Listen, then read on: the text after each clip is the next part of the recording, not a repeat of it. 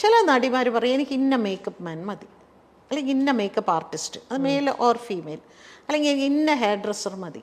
അപ്പോൾ പ്രൊഡ്യൂസർക്ക് ഇഷ്ടമുള്ള അല്ലെങ്കിൽ കമ്പനിക്ക് ഇഷ്ടമുള്ള ഒരു ഹെയർ ഡ്രസ്സറെയോ ഒരു മേക്കപ്പ് മാനെയോ അവർക്ക് വെക്കാൻ പറ്റില്ല. അങ്ങനെ നോക്കുകയാണെങ്കിൽ എല്ലാവരും പ്രമുഖരാണ്, എല്ലാവരും അവരവർക്ക് ആവശ്യമുള്ള ആളുകളെയാണ് അവർ ചൂസ് ചെയ്തുകൊണ്ടിരിക്കുന്നത്. എനിക്ക് ഇന്ന കോസ്റ്റ്യൂമർ മതി, അവരാണ് എനിക്ക് കറക്റ്റായിട്ട് കോസ്റ്റ്യൂം ഡിസൈൻ ചെയ്ത് തരുന്നത്.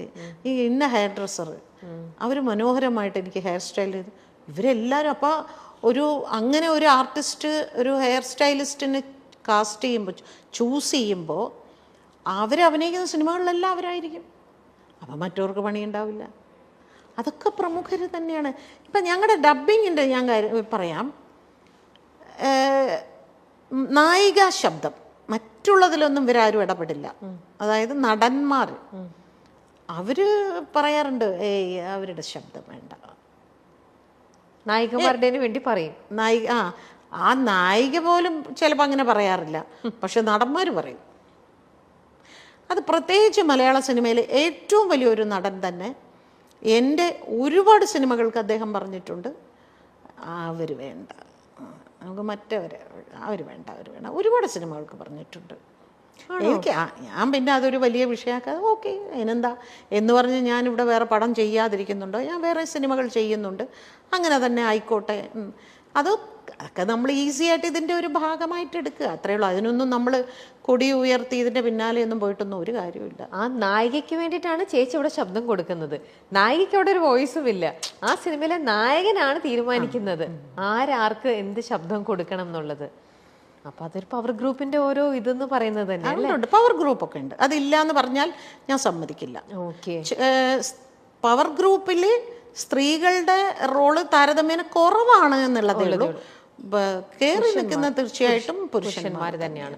ഈ സ്ത്രീകളാണെങ്കിൽ പോലും, സ്ത്രീകൾക്ക് ഇപ്പൊ ചേച്ചി പറഞ്ഞു, പുരുഷന്മാരെ നായകനെ ഡിസൈഡ് ചെയ്യാനുള്ള ഒരു പവർ അവർക്ക് അല്ലെങ്കിൽ ഒരു വോയിസ് ഉണ്ടാവില്ല.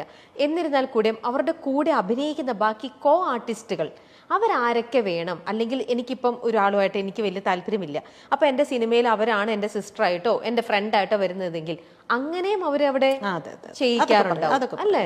ഞാൻ വരണമെന്നുണ്ടെങ്കിൽ ആ കുട്ടീനെ ആ സിനിമയിൽ വെക്കാൻ പാടില്ല അല്ലേ? നമുക്കറിയാം പണ്ടൊക്കെ നമ്മൾ പ്രേം നസീർ സാറിൻ്റെ കാലത്തൊക്കെ നസീർ സാറ് ഷൂട്ടിംഗ് സെറ്റിൽ പോയിരിക്കുമ്പോഴാണ് ഓരോ ആർട്ടിസ്റ്റിന് ഇതിലേത് കഥാപാത്രമാണ് ചെയ്യുന്നത് എന്ന് സാറ് ചോദിക്കുമ്പോഴാണ് സാറിന് അറിയുന്നത് സാറിൻ്റെ അനിയത്തിയായിട്ട് അവരാണെന്ന്. ഇന്നങ്ങനെയല്ല. ഇന്ന് ഇവർ പറയും എൻ്റെ അനിയത്തി ആരാകണം, എൻ്റെ ചേച്ചി ആരാകണം, എൻ്റെ അമ്മ ആരാകണം, എൻ്റെ കാമുകി ആരാകണം, ഇതെല്ലാം അവർ പറയുന്നതനുസരിച്ച് തന്നെയാണ് പോകുന്നത്. പക്ഷെ അതൊന്നും ഒരു നിയമം കൊണ്ടൊന്നും അതൊന്നും മാറ്റാനൊന്നും പറ്റില്ല. പക്ഷെ അത് മലയാളത്തിൽ മാത്രമല്ലല്ലോ ഇപ്പൊ ഉള്ളത്, ഇവിടെ കുറവാ അല്ലേ? പുറത്തേക്കൊക്കെ ഇവിടെ കുറവാണ്. അവിടെ ഏത് തിയേറ്റർ റിലീസ് ചെയ്യണം എന്ന് വരെ അവര് തീരുമാനിക്കും. ഏത് പിന്നെ സെന്ററിലേക്ക് ഇത് പോണം, എവിടെയൊക്കെ പോണം, ഇത് എങ്ങനെ റിലീസ് ചെയ്യണം, എന്ന് റിലീസ് ചെയ്യണം എന്ന് വരെ അവർ പറയും. ഇവിടെ പക്ഷെ അത്രയായിട്ടില്ല. നമ്മുടെ പവർ ഗ്രൂപ്പ് ഇനിയും അവരുടെ ലെവലിൽ വളരേണ്ടിയിരിക്കുന്നു.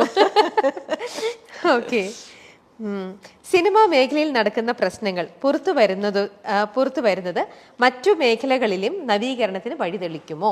സിനിമയിൽ വരുന്നത് മറ്റു മേഖലകളിൽ നമ്മുടെ ഇപ്പം നടന്നുകൊണ്ടിരിക്കുന്ന സംഭവം സിനിമയിൽ മാത്രമുള്ളതല്ലല്ലോ. ഈ സംഭവങ്ങളൊക്കെ വേറെ ഏത് ഇൻഡസ്ട്രിയിലും വേറെ എല്ലാ മേഖലകളിലും ഉള്ളതാണ്. അല്ല, ഇതുപോലെ ഒരു കമ്മിറ്റി എല്ലാ മേഖലയിലും വരണം എന്ന് എനിക്കൊരാഗ്രഹമുണ്ട്. രാഷ്ട്രീയത്തിൽ ഒരു കമ്മിറ്റി കൊണ്ടുവരണം.